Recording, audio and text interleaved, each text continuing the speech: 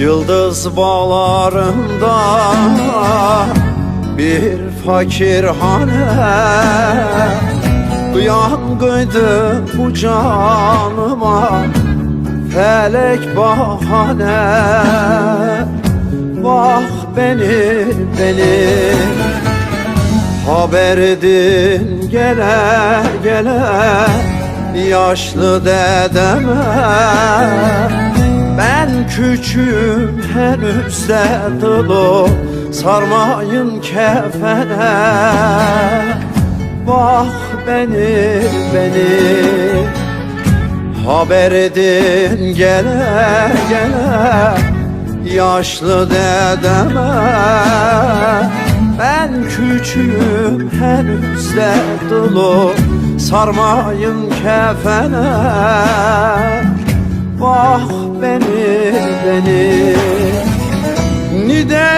ne deyim de kardeş, hal böyle.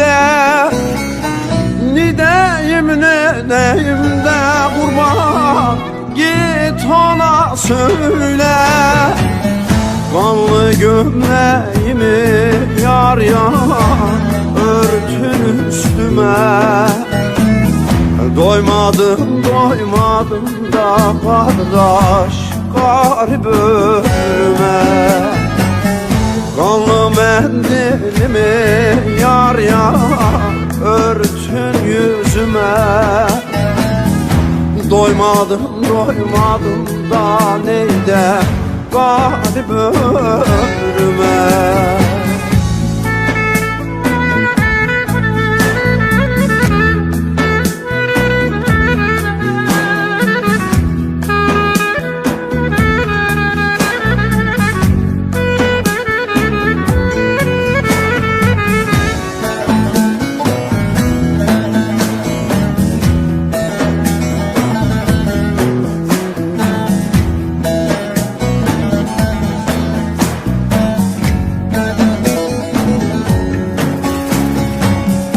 Alıp da götürün Dersime beni,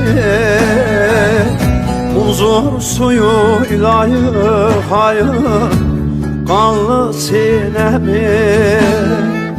Vah beni bize sebep oldu zalımın biri. Dayanır mı bu acıya ana yüreği? Vah beni bize sebep oldu soysuzun biri. Dayanır mı bu acıya ana yüreği? Vah beni ne deyim de kardeş, hal böyle. Ne deyim de kurban, git ona söyle. Kanlı gömleğimi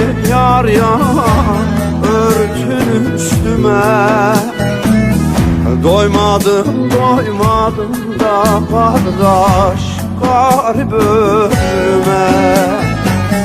Kanlı mendilimi yar ya örtün yüzüme. Doymadım, doymadım da neyden garip ölüme.